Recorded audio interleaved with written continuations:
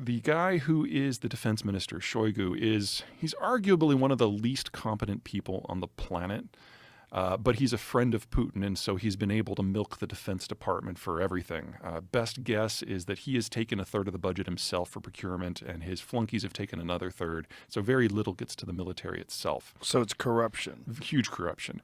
And that means no training, or if there is training, it's basically a parade. And when you're using a force that can only supply by rail, you're completely dependent upon trucks for local distribution, and that's why the Ukrainians went after the trucks with the all the javelins that they got early in the war. They didn't really go after tanks; they went after the trucks, and they've destroyed roughly 2,000, maybe 2,500 of them, and that has reduced the Russian military to going back to Russia, confiscating city buses and literally Scooby-Doo vans, and bringing them back to the front. And think of a Scooby-Doo van. Now fill it full of artillery shells. Every time you hit a bump, and that is their primary ammo supply system now. Because the rail system into Crimea got blown up, the Kerch Bridge, and what's going into the east is all under artillery range. So they have to use truck, and they're just not very good at it. Now, for a lot of people, the big fear is that if Russia starts really getting desperate, then they use nukes. Sure, and it would have to be very desperate. I've not been as concerned about the nuclear question as some folks, because there's really only 4 scenarios. Scenario 1 is the Russians consider throwing one against the United States. But we've made it very clear from our intercepts and our sharing of information with the media that we know exactly where Putin is at any time. We're listening to his phone calls. We're reading his emails. And so he now knows very clearly that if he throws a nuke at the United States, we're going to throw one not at Russia, we're going to throw one at him. And there's no version of this where he survives. So he has tamped down the rhetoric quite a bit since last March. Option number 2, nuking Ukraine, that doesn't make sense. They want to occupy Ukraine. You don't want to have your troops in a place that's a radioactive wasteland. There may have been a case last year for nuking Poland and Berlin and Stockholm in order to disrupt the weapons flows into Ukraine. But after the battles of Izium and Kherson, the Ukrainians have more Russian gear now than they know what to do with. It's going to take them months to bring that all online. There's a lot of deferred maintenance that needs to be done. And so disrupting the weapons flows no longer is a critical issue because the weapons are already there. So the only scenario I can see where the Russians would seriously consider nukes is if Ukraine doesn't simply win, but decides to carry the fight across the border into Russia proper. In that scenario, where the very existence of the Russian government is threatened, that would probably change the math.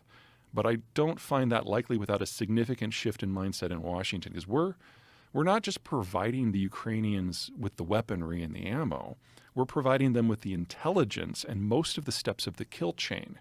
Without that, the weapons are of limited usefulness, especially at long range.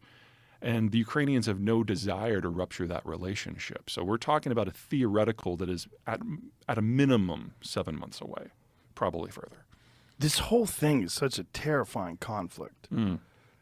Being that Russia is a nuclear superpower and the history of Russian wars, I mean, there's such a long history of sacrifice and death, and it's like they're accustomed to it in a way. Oh, we can do better than that. We can make you a lot more depressed. Okay. So let me give you 2 things. Number 1, the Russians are relatively casualty immune. They fight in an area where they fight with numbers. They've never been technologically advanced versus their peers. They've always just thrown bodies at it.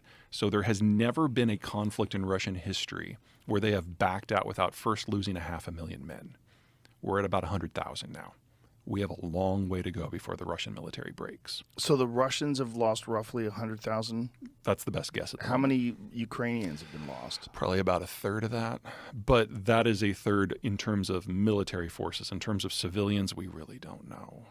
It could be as much as 250,000 at this point. We just don't know. Really? Yeah, well, the data exists on the other side of the front line. All we know are about what has happened in the territories that have been liberated.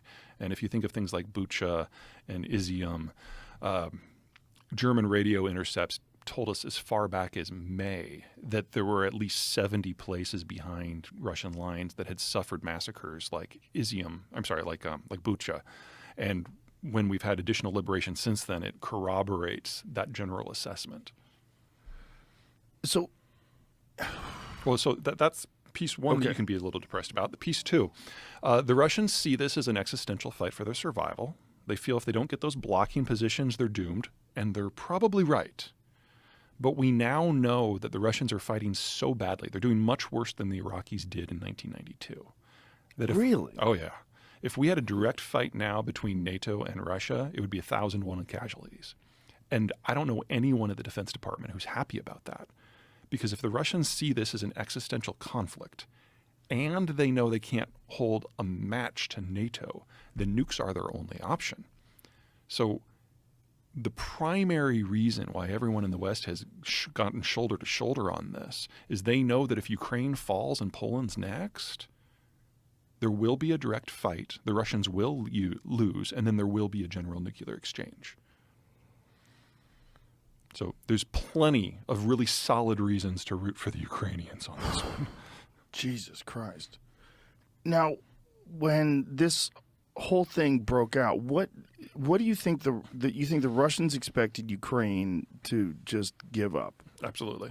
That's what happened in 2014 for the most part. And what are the possible scenarios for Russia? I mean, if it seems like they're completely committed to this. They are. And if they don't win it, The Russian position is that our demographic structure is in such diseased and aged and terminal decline that the Russian state will be turning the lights off sometimes between 2050 and 2070 anyway. anyway. Yeah. They've had a series of big melon scoops out of their birth rate throughout the history.